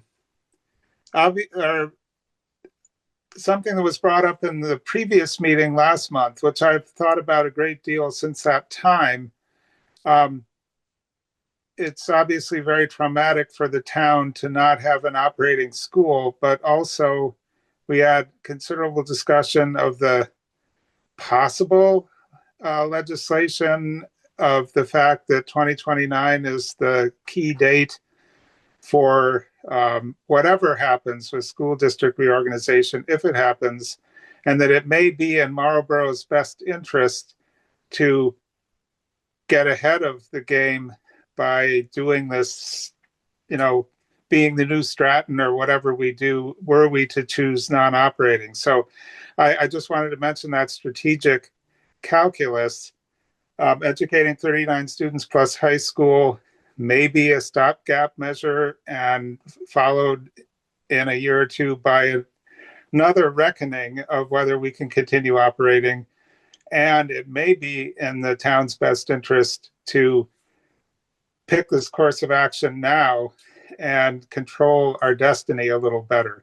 So I that's not what I said at the last meeting in November, but I've been thinking about it, and I believe that there's some merit in controlling our destiny as best we can, whatever the ramifications for the tax rate.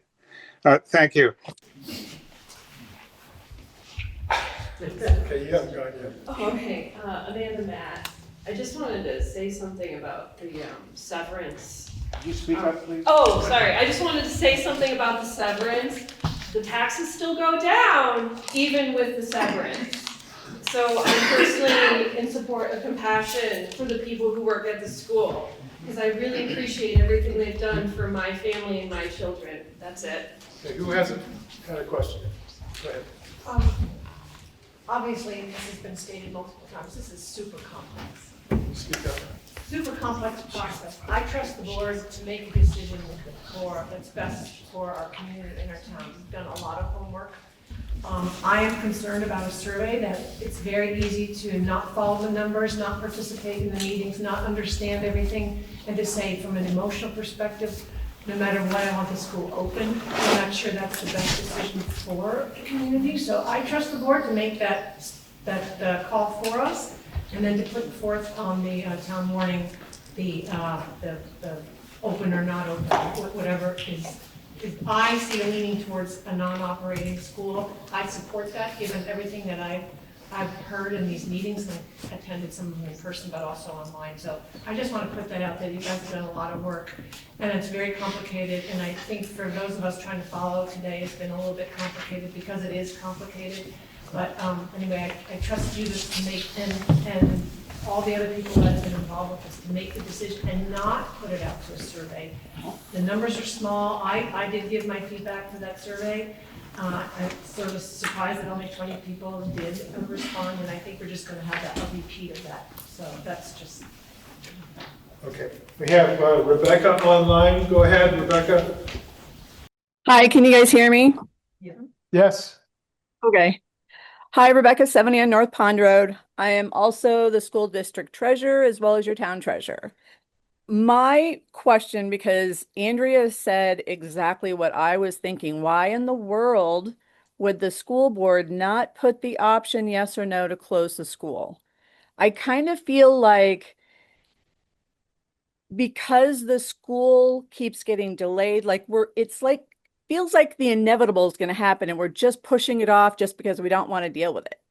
So why wouldn't we kind of help the teachers, get that all done, but give that vote to the townsfolk, open or close? That was it. Thank you. Okay, thank you. Here in the room, who hasn't gone yet? David, go ahead. David Holtz, Route 9. In previous discussions about this, and I appreciate that the board has to focus on this upcoming year, but there was conversation that if not this year, and the upcoming budget, so that would be the 25-26 budget, by the 26-27 budget, we'd be looking at closing the school. So in a sense, all this conversation is about what happens in the next 8 months.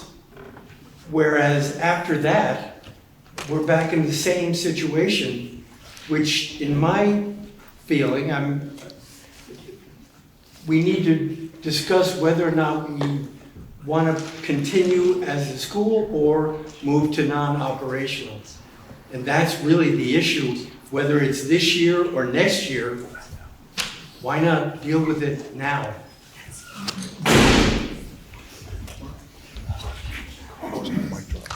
Okay. Go ahead. Kirsten at last, South Road. I just wanted to underscore that if the problem is not enough children, if there are a number of children in the nearby district, I don't know about the Academy watershed, who would like to come to a school like Marlboro, and why not look at a long-term future where we can draw kids that would benefit from this? It's an amazing school. I have so many parental friends in Brattleboro who wish their kids could come here. So, don't want to say the school numbers right down. And I know it's a hard, long road, but I want to have a 5-year plan, a 10-year plan. And it's all for the kids, like the kids thrive here. So I can respond to that. Yes. It's pretty simple. Some years ago, we entered into, because we're part of a supervisory union that shares its special ed services amongst all of the kids within the supervisory union, The agreement is we do not take kids from outside of the supervisory union into the school, because then if they have special ed needs, those costs would be shared by the people only within the SU. So that was an agreement we came to with the SU a number of years ago, and there's an equity based on the numbers of kids in the SU. The problem is, of course, that we used to have kids who would come and pay tuition to come here, and we just can't do that outside of the supervisory union anymore. Yeah, it would be a big long-term restructuring, but school choice for kids that aren't graduating next year. Anyway. Okay, we're at the 11:40 mark. If we want to keep going, that's fine with me. It's up to Dan and the board whether or not to carry on. A few more. A few more. Okay, so we have Catherine Rhodes online. Catherine, go ahead. Hi there. I wanted to say that this relates to the severance money for teachers. I do understand that there is an optimal hiring or interviewing and hiring period for teachers. However, jobs are posted throughout the year. Circumstances change for individuals, and there are job postings all the time. So I do understand that we care about, the staff, and I'm on the fence because I know a lot of them personally, and I do feel for their situations, and I want them to be able to take care of their families.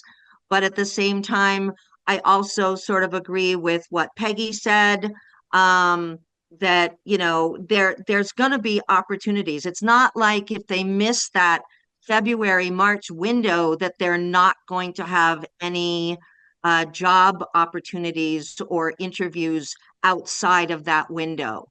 So that was my first comment. My second comment is that I want to reiterate something that Tyler said last meeting, which I thought was completely on point, which is that both the federal government and the state government are really hostile towards public education. And it's not, we're getting penalized when we shouldn't be. And as we've already pointed out, we're not getting the funding that we're supposed to be getting. And that is a big contributing factor. But we've been getting penalized for years, and it's really, it's been mounting and accumulating and affecting our taxes, and that's really unfortunate. It's out of our control, but it is something that we do have to take into consideration. Thank you. Thank you. Okay, T, go. Yeah, I have a couple of things to T. Wilson, Butterfield Road. A couple of things to say. One, just on the special ed and tied to the supervisory union, I would suggest that the supervisory unions be encouraged to negotiate with each other to cover the students that they send anywhere. Doesn't matter where they go. There's no reason for that, not to follow the student where the student goes, that I can see. There may be reasons. The other thing I want to say is that I really think it's important, there was some of that in the most recent comment, to recognize that we are not today talking about the education of our students at all.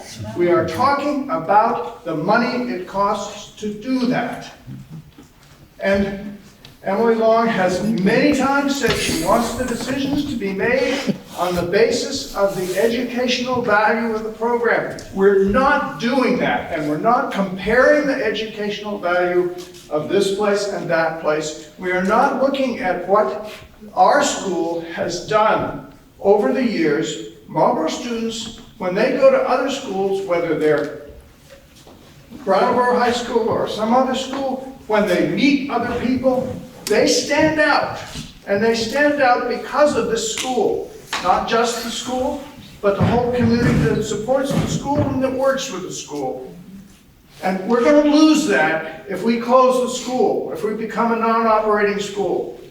And I think it's vitally important that we articulate what it is that we're trying to save. And I will do my part to help do that.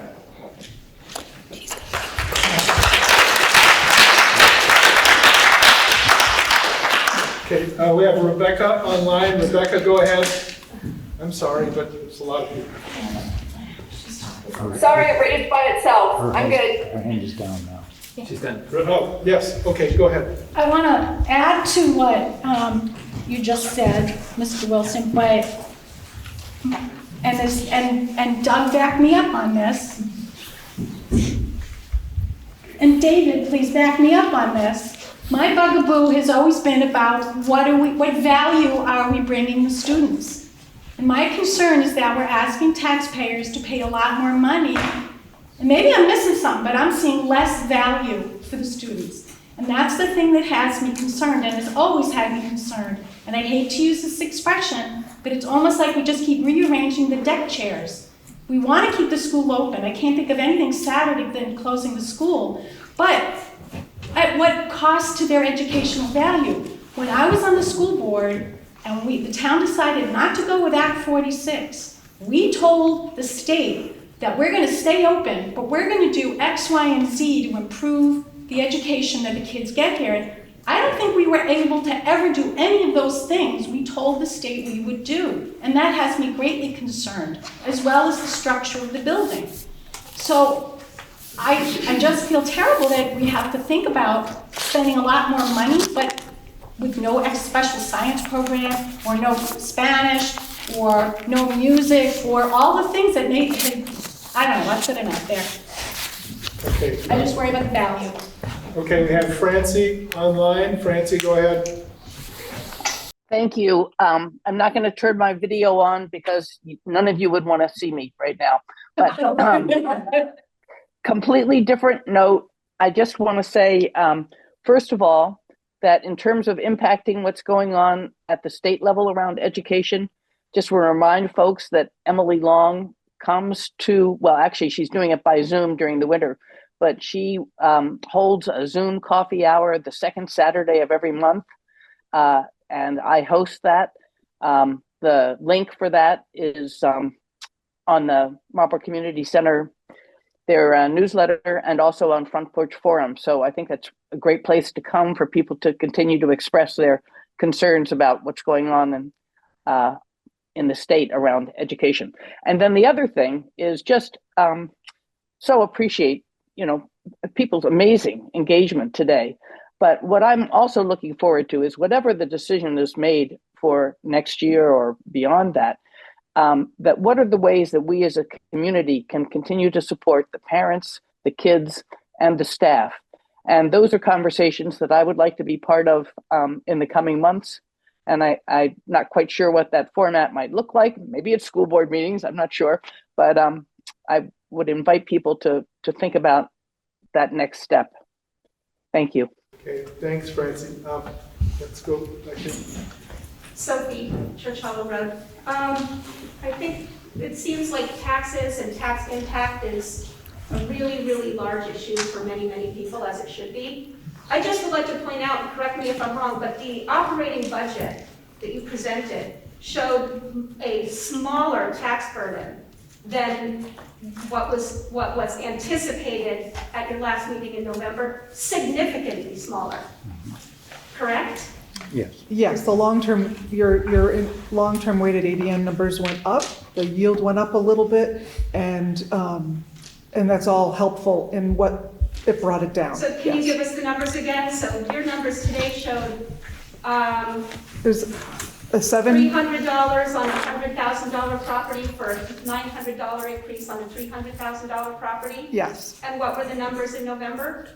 It was much higher than that, actually. 12, I think. Yeah, 12, I was going to say 12 to 15. You know, the Commons came, and the Commons didn't come, but they used the Deerfield Valley News reporter to write an article about our November meeting, and the anticipated increase with the operating budget and decrease with the non-operating budget, those numbers have now been printed in the paper. Even though you guys were very clear that those numbers may change. So I think that a lot of people now have those numbers in their mind. And it is really important to know that I'm not saying $900 on a $300,000 house is nothing, but it's a whole heck of a lot less than what was stated last month. So I think it's really important that we keep that in mind, and that we need to make sure that the actual numbers get out there now, not the anticipated ones in November. Okay, yes, you have.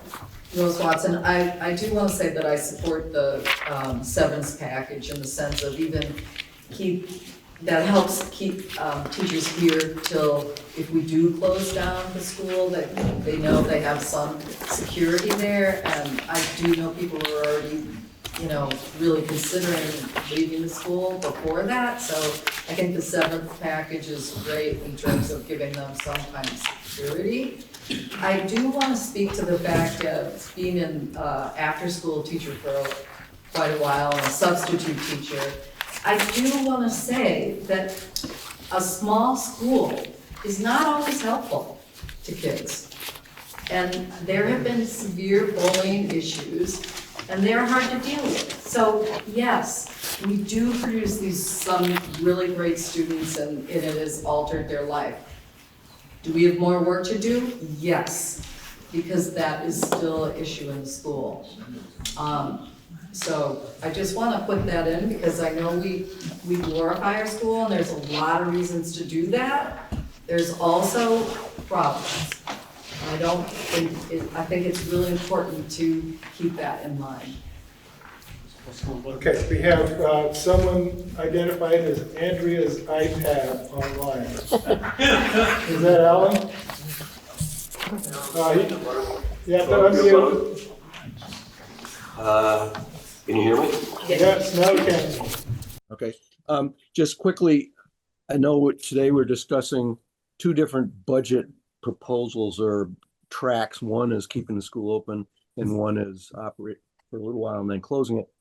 Somebody please talk about how we make a decision and vote and how that happens as to what sort of a district we might join or form.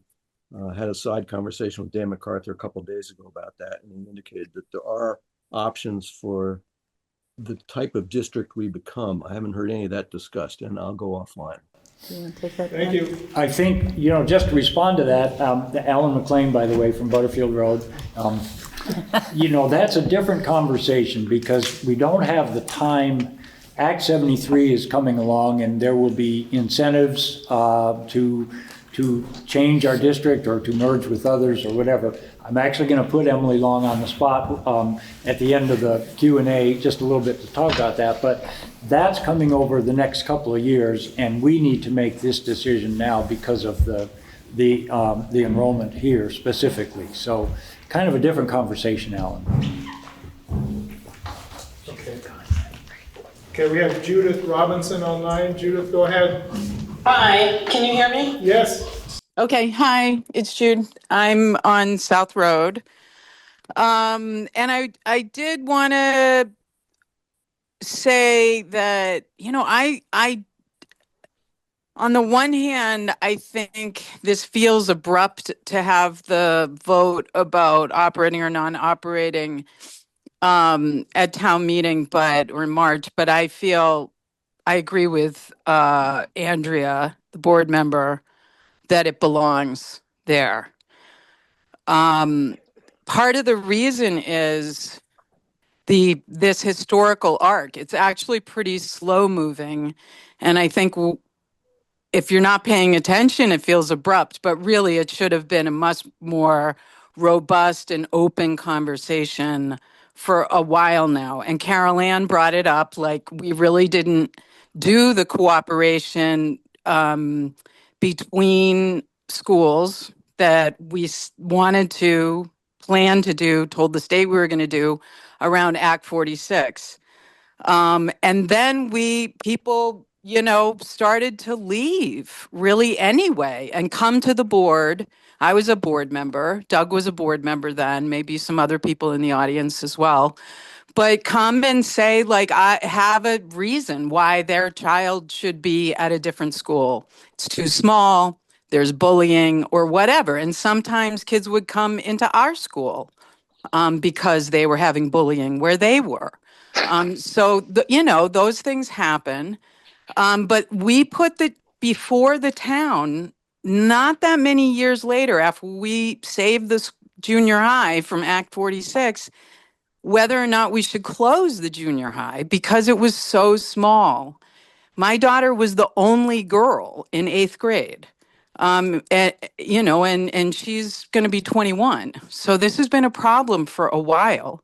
And the decision to not close the junior high in favor of choice was decided by 32 votes.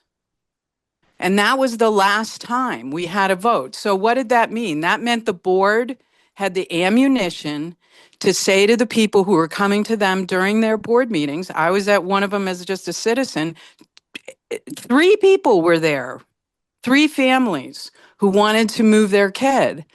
And Doug, you were on the board then, Dan, you were on the board, and they said, can't do it. The town voted. So we're not allowing you to move, even though you're making a very convincing case. You want sports. Your friend, want more friends. The class is too small. So anyways, those parents in all or both cases paid anyway. They left anyway. They just paid for it.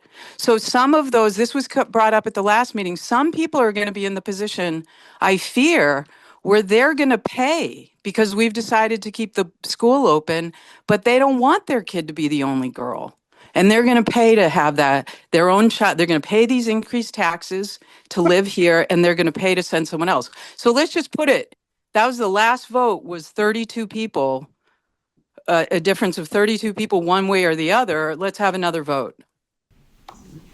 Okay. Thank you. Thank you. Who hasn't gone yet? Yes, sir. So, with the criticality of the vote here be taking in, what, less than a week? What to go on the ballot. And the size of participation seems to be about the same. Is there any way you can get word to at least some of the people who aren't participating and how important it is that they come to the next board meeting? Maybe something like this, postcards in the mailbox. Snacks or something. Snacks also. But just something like that, it's not time to do a mail list to everyone, but maybe we don't get people aware that this is the time they really should come. Right, so we don't have to vote on this at the next meeting. That was just the original intent. But I think, between now and Thursday, I don't think any postcards are gonna get there in time, even if we sent them out yesterday. So I think word of mouth is the best way. And, we post warnings of all our meetings, but I think, if you know people in town that you think really want to have a say on this, I think word of mouth at this point is the only way that it's going to happen in 4 days. And we don't have to, like I said, we don't have to vote on this at the December. It does have to be on the ballot, I think January 20th. It's around there is the deadline. I'm just thinking that when you vote on it, it's going to be very important for teachers to know what the feeling, and the better participation you have and people contributing to it will make them feel more comfortable. Because yes, there are jobs posted, but February is when they're going to be looking. Yeah.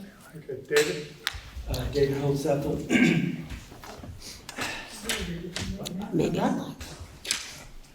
In a way, I'm trying to get my head around this aspect of it.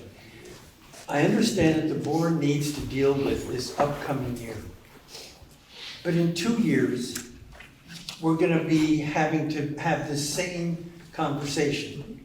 And it's going to be more extreme. There are going to be fewer kids. Less value. It's profoundly sad.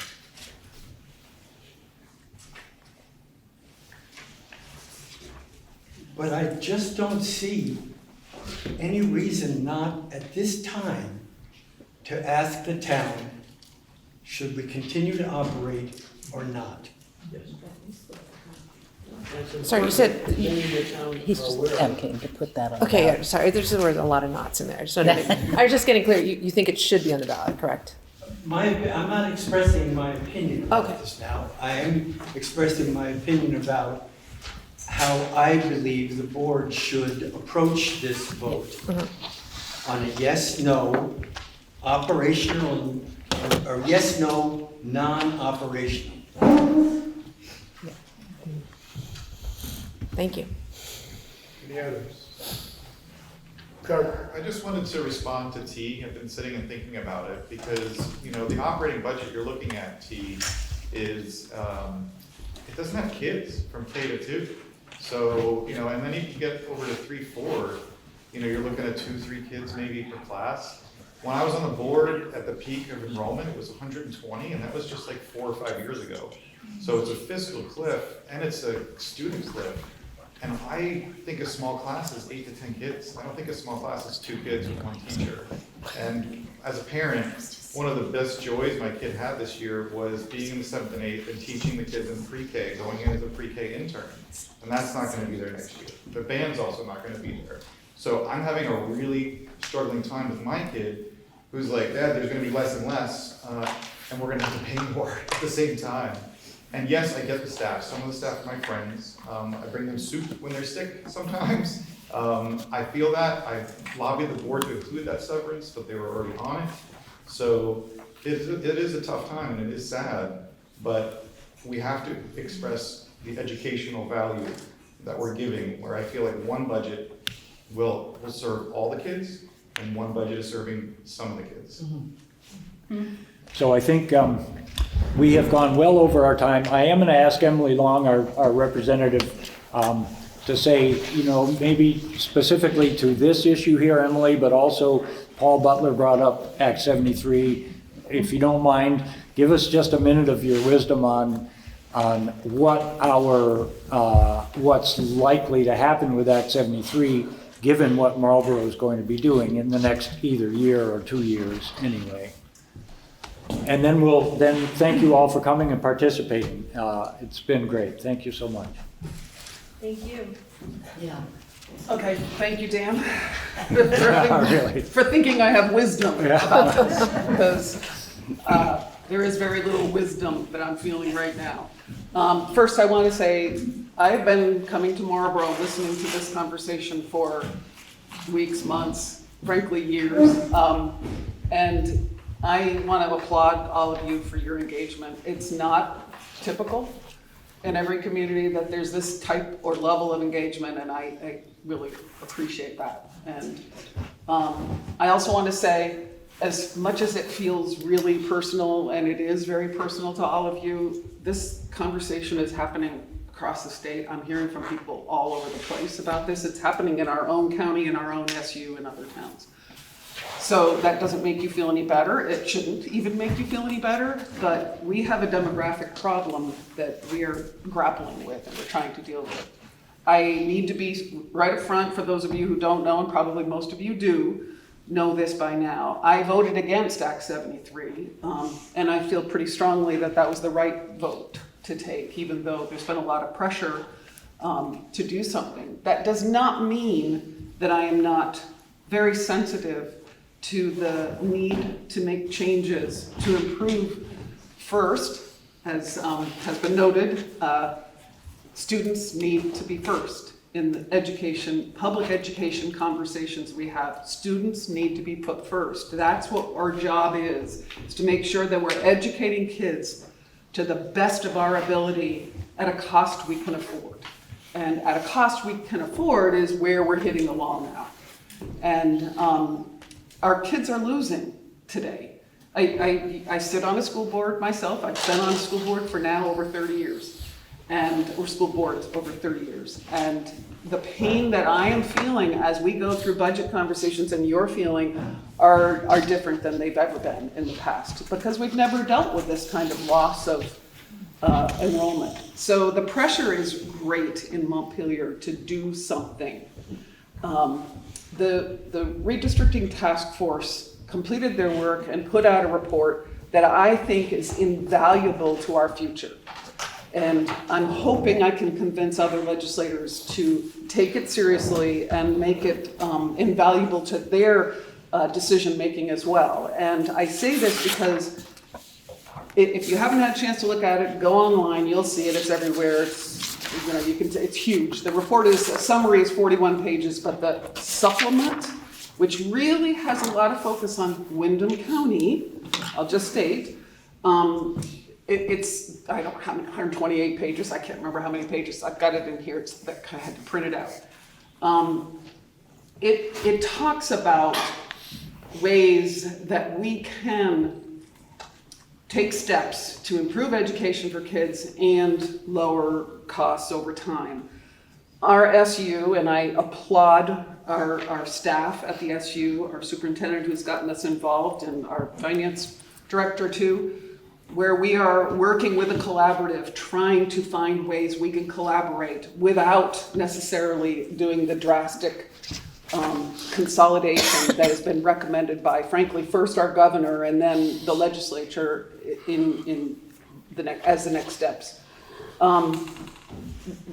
I want communities to be able to engage like this and say what you want in your districts. But as you're seeing from your board, there is no easy answer to any of this. And it involves even a lot outside of education. Why is it that people aren't moving to Marlboro with young families? We have to address that issue. And we're trying to in the legislature. Housing is huge. Healthcare costs. I am, torn up daily by an email from one or another person telling me about the pain that they're going through because of their health insurance costs going up. It's really challenging, and it's having a huge impact on the work that you're doing here as well. So what I would encourage all of you to do, I can't predict Act 73. I wish I could. I can't predict how it's going to go, but I'm sitting on the Education Committee in the House. And I have told the chair, and I have talked to other committee members as well, I want us to take some time when we get back there in January. I'd love to start it before that, but we haven't been given permission to do that, and I'm not sure anyone's really even seriously asked for us to do that.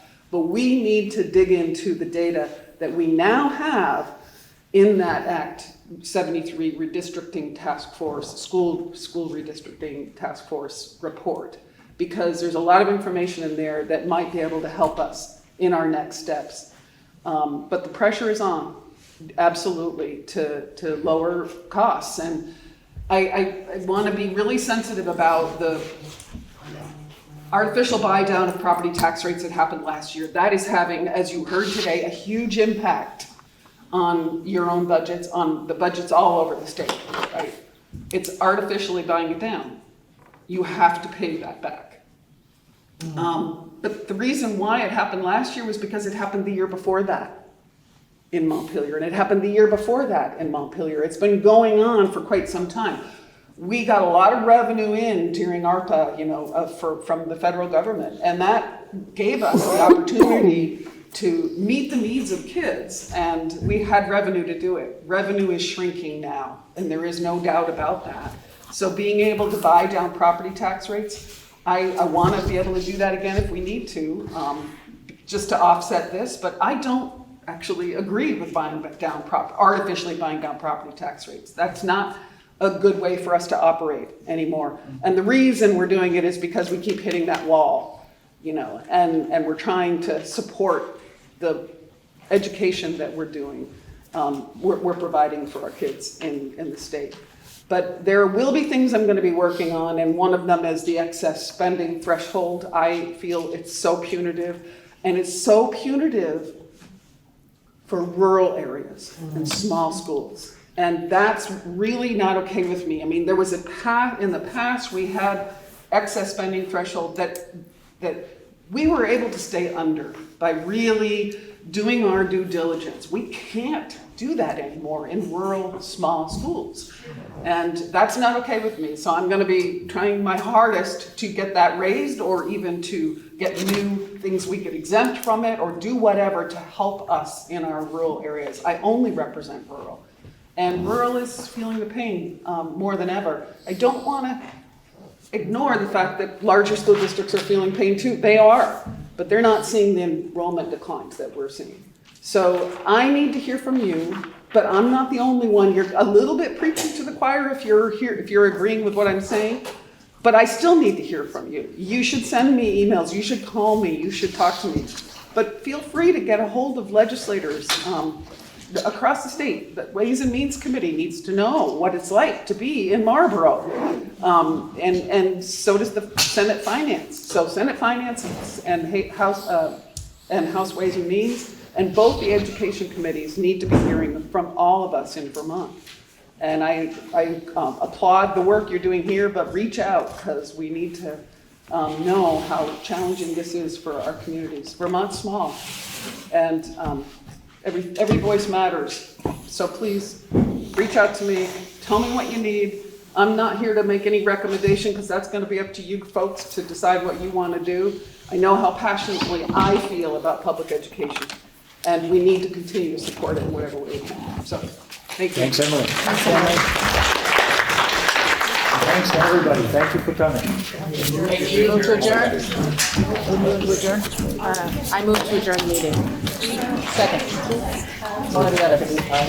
All in favor? Aye. Discussion? Aye. Meeting is adjourned. You guys are awesome.